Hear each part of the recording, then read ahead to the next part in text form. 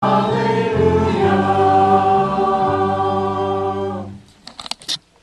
Lord be with you. A reading from the Holy Gospel according to John.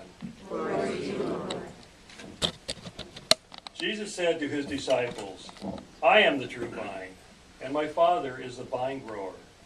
He takes away every branch in me that does not bear fruit, and every one that does, he prunes so that it bears more fruit. You are already pruned because of the word that I spoke to you. Remain in me as I remain in you.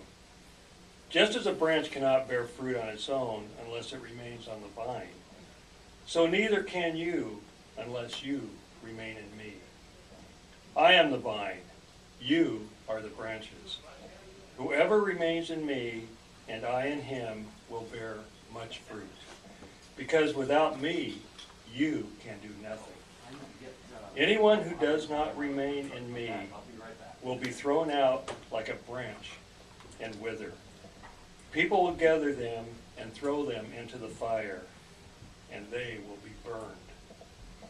If you remain in me and my words remain in you, ask for whatever you want, and it will be done for you. By this my Father is glorified, that you bear much fruit and become my disciples."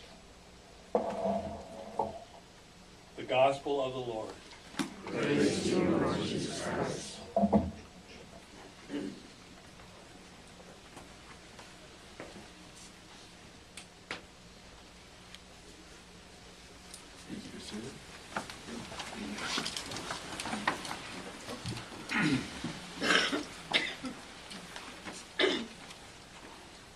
I was chatting with Jane Alley the other day, and she told me a story about how she and Deacon Gary once were on a plane, a cross-country trip, took a red-eye late-night plane, and halfway through the flight, the pilot came on the loudspeaker and said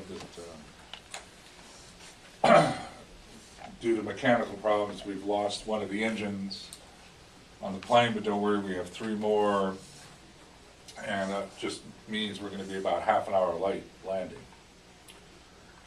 And then half hour later, the pilot came back on and said, "Those of you on the right side of the plane may have noticed we've lost another engine.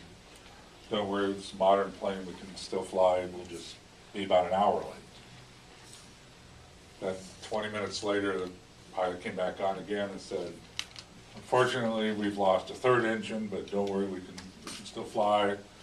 Just means we're going to be about an hour and a half late now." And Jane said that Deacon Gary turned to her and said, "Boy, let's hope that 4th engine doesn't go out or we'll be up here all night."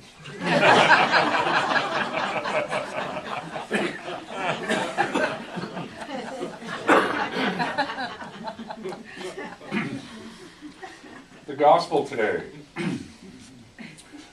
like the gospel last week, is one of the great I am statements that Jesus makes. Last week it was the I am the good shepherd. And today it is I am the vine and you are the branches, one of the famous I am speeches that Jesus gives in the Bible. And he might as well have said, well, I am the engines and you are the plane, or I am the power station and you're the substations, and alluding simply to the fact that unless we are somehow connected to him, we will wither and die. And that's certainly, that analogy meant a lot to people at the time of Jesus, whose economic existence for so many of them depended on their ability to grow grapes. Grapes was the cash crop of the land. And back then, just like now, if you want to grow grapes successfully, you got to do a lot of work. Because if you just leave a grapevine to its own devices, it'll grow grapes, but they'll be puny grapes or sour grapes and not very productive or healthy.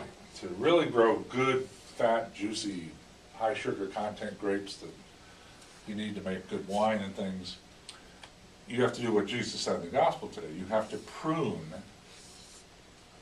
constantly prune the branches. And even semi-healthy branches you have to cut and throw away, because you want all the energy that that plant or vine can give to focus on a very, very few branches so that all the energy can go into making the big, fat, juicy grapes instead of lots of little puny grapes. And today, Jesus asks us to think not only of him as a source of power, but also to think of things that get in the way. Now, anybody here a football fan? Anybody here been to a football game? Like a UCLA game or USC game? Now, if you go to a football game, get there early enough, you'll notice that, I don't know how much they still do this, but sometimes the coach will stand at the end of the tunnel right when the players are getting ready to run into the field, and the band starts playing, and they got a big banner, and somebody busts through the banner, and as the players run on the field, the coaches are standing at the front of the tunnel, slapping them on the butt, encouraging them to go play their hearts out for the team. Anything wrong with that? No. But what would happen if Father Mike stood outside the door and slapped you on the butt and said, "Go pray your heart out"?